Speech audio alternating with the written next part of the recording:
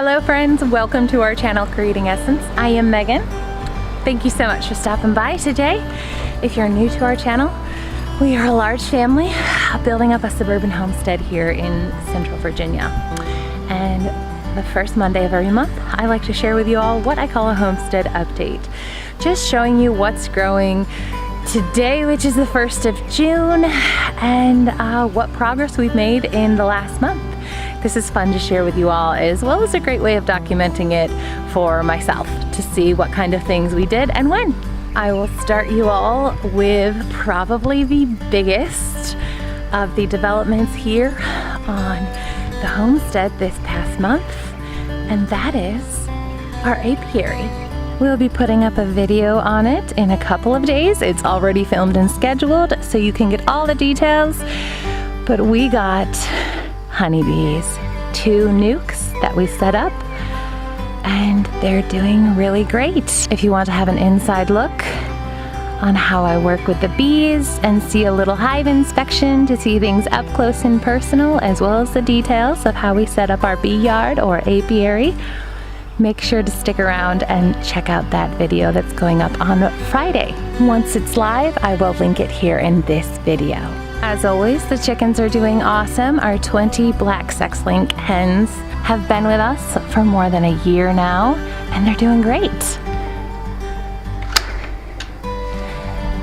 We get about 20 eggs a day, and they are happy and healthy here in their chicken tractor. Hey you, how you doing? You are out here right now. Yeah, I'm done mowing. Our 2 original raised beds here are doing great. The lavender that we started from seeds last year, the year before, doing great. And this volunteer cilantro that came up from 3 years ago when we planted cilantro here has also been doing well. What is? It's the digging fork. Digging fork. Digging fork.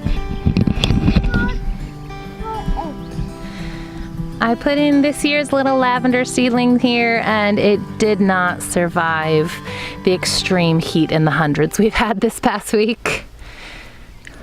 But I believe this one is lemon balm, and it is finally taking off and doing well.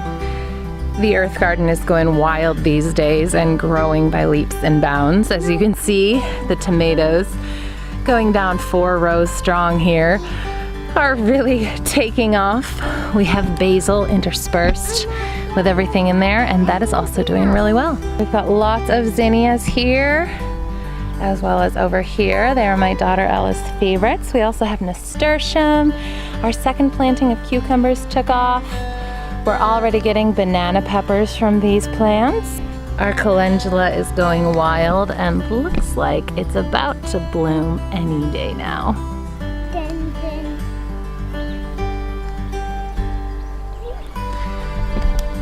We have our first nasturtium blossom in here, which is a welcome sight. Aren't they pretty? Yeah. Our cabbages are starting to form those baby heads in there. And I wasn't sure the cabbage and broccoli were going to make it before the heat was too much, but they seem to be doing really well. Yeah. Be careful, buddy. One of our purple basil really took off and is happy. Really excited to see that. This one was planted the same time, and it's trying. It's definitely trying. We've got tiny baby tomatoes going on in here that we're very excited to see. The royal burgundy bush beans that we planted in here, where the spinach didn't come up, are doing well. And the little bit of spinach that did come up is finally taking off and immediately bolting. Doesn't that figure? This Paris Island romaine leaf lettuce has done so well for us. This is the 2nd year in a row we've planted it, and we love it. The black-seeded Simpson, it's okay, buddy, is starting to bolt, which is fine. I knew that would happen with the heat. The prize head and the red sales lettuces are doing well, but I think bolting is in their very near future as well. I had planned to put in more bush beans here when the lettuce is bolted, so we're all right with that. Our kales are just going wild and doing amazing, which is really, really neat. They will probably slow down a bit in the heat of summer, but they'll keep growing well into November and early December here. Yeah, the peas here are dying out. These are the golden peas. Once they're done, we'll be pulling them out and feeding them to the chickens, and then we will plant more bush beans in here, just like we will over there with the lettuce. We have this random volunteer squash, and this is maybe a pumpkin, I think. I don't know. We had the chickens in here eating all manner of food scraps, and I'm not sure what it is, but we've got lots of blossoms and a little bit of baby fruit in there. So we'll see what it turns into. We don't typically grow squash or zucchini in our earth garden because we found from experience that the squash bugs are horrendous here in Virginia, and it's just not worth our time and our space. So we just give up. We buy zucchini from local farmers who do a good job growing it organically. The orchard bed beside the garden is doing so well. The peach is just crazy now. We have lots of fruit in there that will be coming ripe in the next month or so, and our elderberries are going wild. Hello, bug. We have so many blossom crowns all over, and these bushes are barely a year old, so it is really neat to see how much we're probably going to be getting from them. Our dill is starting to get going really well, which is always exciting because not only do we love eating our dill, but we have a huge population of black swallowtail butterflies that always turn our dill patch into their baby nursery, and it is fascinating to watch them munch and grow. We purposefully plant extra so that there's plenty for everyone. We do have some cedar rust returning on our Gala apple, which is frustrating, but neem oil tends to help us. We just have to put it on regularly, and we've had so much rain lately that it can be hard to get it on long enough for it to be effective before it's rained off. The mulberries are ripening, and they have been so yummy to eat. It's been fun to watch all the birds coming to eat them, and we've picked a bunch that I'm looking forward to turning into jam. The blueberries are doing really well. They're taking off. We have so many big clusters of blueberries that will be turning blue soon. Ooh, there's one. And the new ones that we planted this year are doing really well. We've added a bit to Asher's lilac. He now has some wind chimes, as well as the farm birdhouse, and as always, his globe lights and his collection of gnomes. Our stargazer lilies here will be coming to bloom soon. I'm very excited about that. We have lots of herbs planted in between the new blueberry plants, with thyme and sage and marjoram and oregano. Yeah. And that.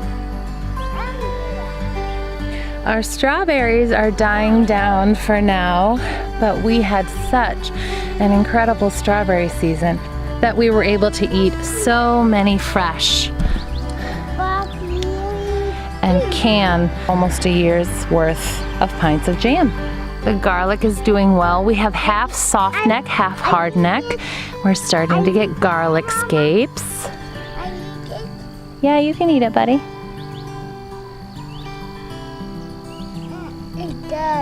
Good. Our root vegetable raised beds are doing well. The carrots are coming up and the turnips have been going wild. It's probably going to be time here soon to harvest some turnip greens to do some things with.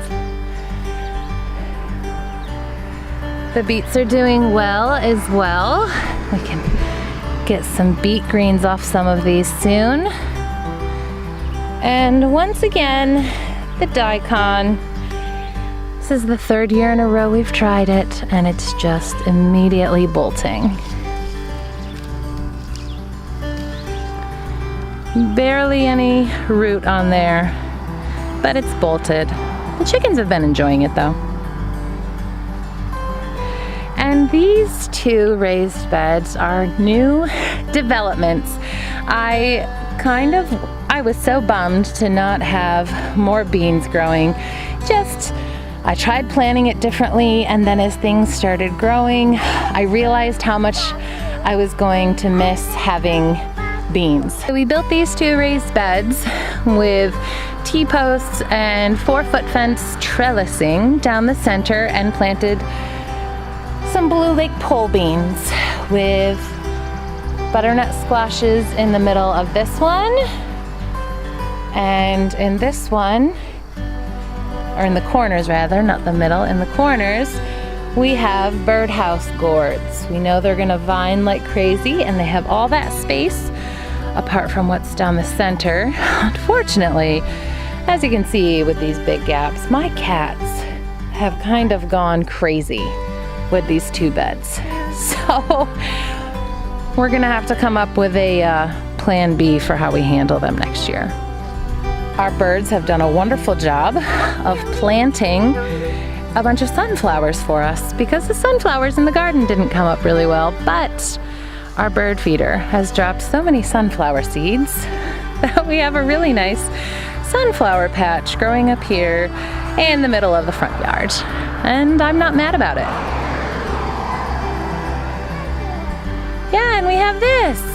Another new development this past month was that we finally got our raspberry trellises up. If you've been all around here long, you know we put in this winter these raspberry beds at the front edge of our suburban property and planted raspberries. And we wanted to put in this trellising. Yeah, the raspberries are growing. To make it edible landscaping, a visible border so that the kids can play in the front yard. And this is a busier road and it's only 40 miles an hour, but you know how people are. We get plenty of people going 60 through here. So we wanted to have this safety aspect of what's going to grow up into a fence to visibly remind them where the border is. Come on, Solomon, over here. But also to be edible and useful. And this we planted last year as well as the year before. We built it out slowly over time. We're starting to get some really beautiful, huge raspberries. We put up the same trellising here and it's filling itself out nicely. Now our Bee Island project is not doing as well as we had hoped. It just didn't have time to settle. I didn't put the compost down in it like I usually do, so it just doesn't have the soil to really grow. Our bulbs are doing well. We put in more gladiolas and stargazer lilies at the end. And we do have a lavender here that is doing really well, but the rest of it is just kind of a big wah-wah. We've got some grasses in there we need to pull out, but not much of anything has really grown, which is entirely my fault because of how I changed it up from the true back to Eden style. And that brings us back around to the side of the house and the back porch where we started. We have 1 1/4 suburban acres, and while we would love more land and the ability to have all sorts of livestock, for now this is really it, and we wanted to grow here instead of waiting to start living. So that's what we're doing right here in the suburbs of the state capital on just over an acre. Thank you so much for sticking around today, friends. If you have any questions, I would be happy to answer them. Go ahead and ask in those comments below. Let me know how things grew, where you are during the month of May, and what you're looking forward to into June. If you like this video, as always, we would love it if you would give us a thumbs up and subscribe to our channel to hang out for more. Bye-bye, friends.